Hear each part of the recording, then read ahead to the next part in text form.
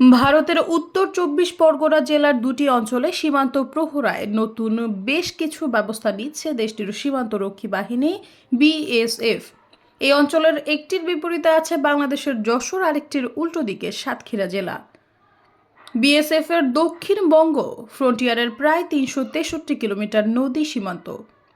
ফ্রন্টিয়ারের ৯০০ কিলোমিটারেরও বেশি এলাকার মধ্যে প্রায় ৪০০ কিলোমিটারে চিরাচরিত কাঁটাতারের বেড়া দেওয়া গেছে। বাকি প্রায় অর্ধেক এলাকায় এখনও কাঁটাতারের বেড়া দেওয়া সম্ভব হয়নি বলে বিএসএফ জানাচ্ছে। কিন্তু এই এলাকায় বেশ কিছু অরক্ষিত বা ভালনারেবল জায়গা চিহ্নিত করেছে বিএসএফ, যেগুলো দিয়ে সীমান্ত অপরাধ হচ্ছে।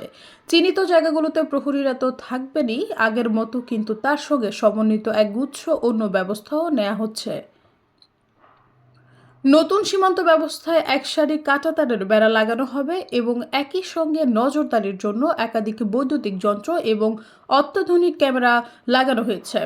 সঙ্গে প্রহরীদের সতর্ক করার জন্য কিছু যন্ত্র লাগানো হয়েছে। নতুন এই সমন্বিত ব্যবস্থাপনাকে বিএসএফ বলছে electronic surveillance at vulnerable patches, ESBP, বা অসুরক্ষিত এলাকাগুলোর জন্য বৈদ্যুতিক নজরদারি ব্যবস্থা। আবার সীমান্ত লাগোয়া ১৫০ মিটার বসতি খালি করে দিয়ে সেখানকার মানুষদের অন্যত্র জমি দেওয়ার জন্য আলোচনাও চলছে। সীমান্ত লাগোয়া এলাকা খালি করে দেওয়ার পরেই সেখানে ইএসভিপি ব্যবস্থাপনা চালু করা হবে। সৈয়দা ফারিয়া, সমযোগ।